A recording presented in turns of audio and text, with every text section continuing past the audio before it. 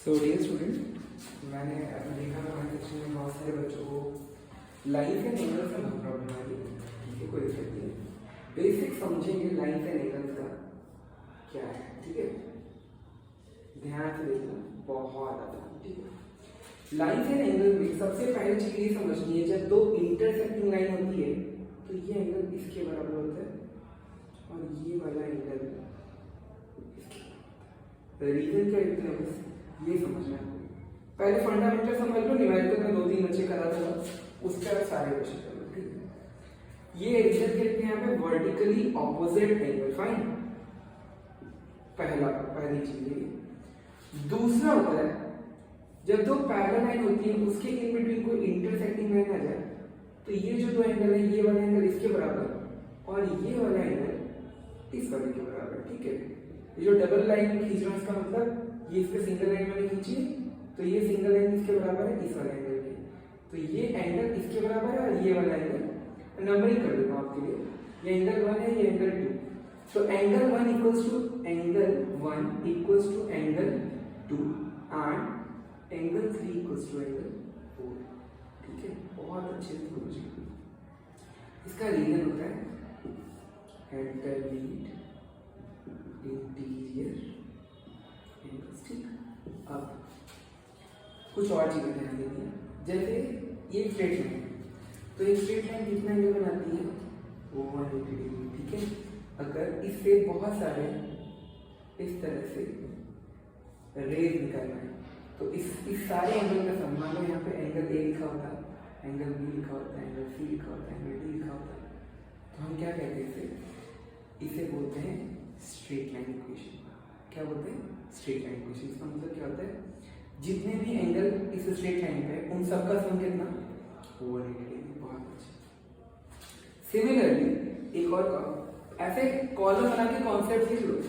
अगली जो चीज है उसका नाम है लीनियर पेयर। क्या नाम है, लीनियर पेयर। क्या होता है लीनियर पेयर, जब किसी एक स्ट्रेट लाइन पे कोई भी एक रे गिरती है तो क्या करती है, 180 डिग्री को दो पार्ट में डिवाइड करती है। फाइन, तो वो दो पार्ट, मान लो ये वाला पार्ट एंगल ए है और ये वाला पार्ट एंगल बी है, तो दोनों का सम कितना होगा, angle A plus angle B, ये है 180 डिग्री। रीजन क्या है, लीनियर पेयर। बहुत अच्छा, ऐसे एकदम कॉन्सेप्ट लिख लो ताकि तुम्हें कोई प्रॉब्लम आनी ही नहीं। सिमिलरली अब देखना, ये वाला एंगल और ये वाला एंगल का सम क्या होता है, 180। ठीक, इसे एंगल 1 मान लो, इसे एंगल 2 मान लो। ठीक है, तो इसे हम लोग क्या बोलेंगे, एंगल 1 प्लस एंगल 2। अगर बगल में एडजेसेंट बोल सकते हैं तो इन एडजेसेंट बोल सकते हैं, करस्पॉन्डिंग बोल सकते हैं। तो ये ट्रांसफर एंगल्स हैं रियलिटी में, जो ट्रांसफर्स हैं एक दूसरे के आमने सामने, तो इनको हम लोग, इनका सम कितना होता है, 180 डिग्री होता है। फाइन, ये कुछ बेसिक। और अगर मान लो अगर हम एक रेवोल्यूशन ले लें, ये ओवरऑल कितना होगा, 360 डिग्री। अब इन्हीं फंडामेंटल को यूटिलाइज करना है और मैं आपको कुछ अच्छे क्वेश्चन बताता हूँ जो मोस्ट प्रोबेबली हर एग्जाम में आते हैं। भाई अब देखते हैं फंडामेंटल्स क्या है। कुछ न्यूमेरिकल्स आपको बहुत अच्छे से समझ में आएगा। ऐसी कॉलम बना के आपको हर एक चैप्टर का पहले बेसिक लिखना होगा, तभी आप इसे समझ सकते हैं।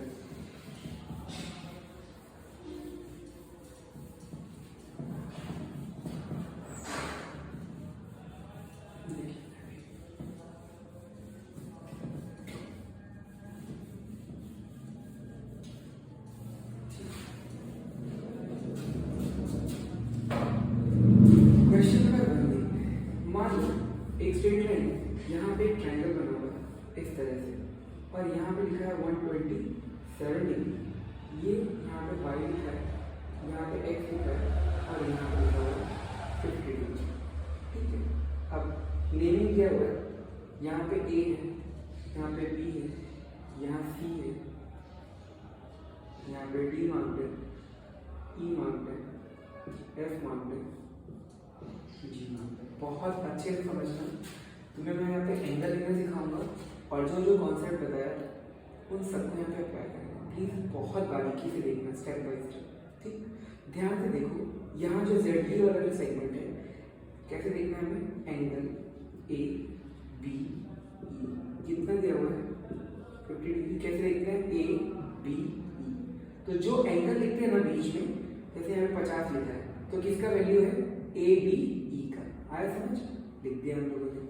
अब ध्यान से देखो ये एक स्टेटमेंट है, मैंने आपसे क्या कहा, इस पूरे एंगल का सम कितना होना चाहिए, जब कोई भी, मैंने अभी आपको बताया था ना, जैसे यार ये स्ट्रेट लाइन ऐसे खींची तो ये वाला एंगल जितना होगा ये वाला एंगल कितना होगा, इसमें क्या करा बीच में एक ऐसे सेगमेंट दे दिया, तो इस पूरे का सम कितना होगा 127। उसका रीजन क्या होगा, अल्टरनेट इंटीरियर, बहुत अच्छा।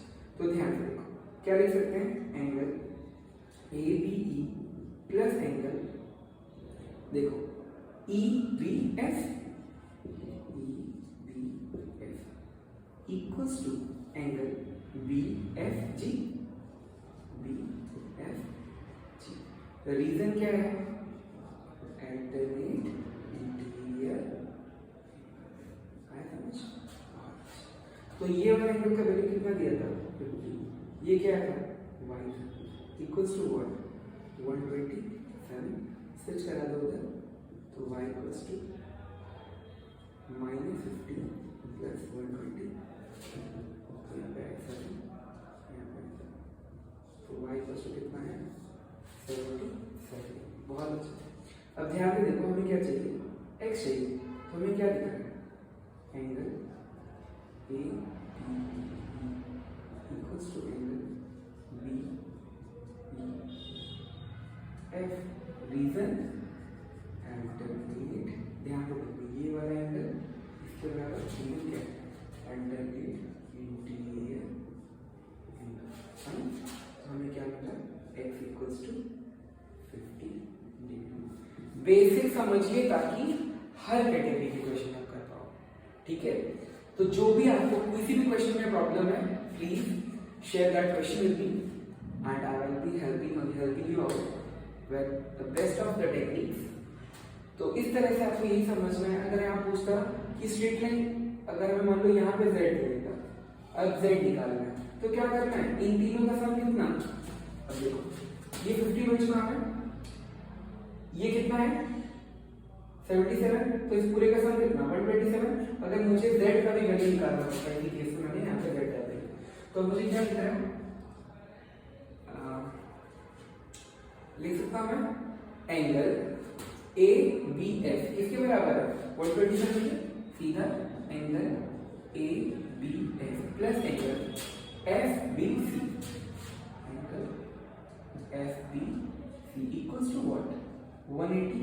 रीजन क्या होता है इसका, लीनियर, ठीक है। मैं आपको बताया था क्यों मैंने क्या कहा, अगर मैं सिर्फ ऐसे फ्रैगमेंट करता, यहाँ पे ए लिख दूं, यहाँ पे बी लिख दूं, तो यहाँ पे z है, यहाँ पे सी लिखा हुआ है और यहाँ पे क्या लिखा हुआ है f लिखा है, तो ये पूरा कितना है 127 है, क्योंकि ये 127 तो ये पूरा 127 हुआ बस। तो अब क्या करना है 180 माइनस 127, यहाँ लिखना है 127 और यहाँ पे लिख सकते हैं लोग z और यहाँ पे लिखना है 180, स्विच करा दो, तो 180 माइनस 120, तो 10 minus 7 will be 3, 7 minus 2 will be कितना आ गया। Okay, all the best, keep learning.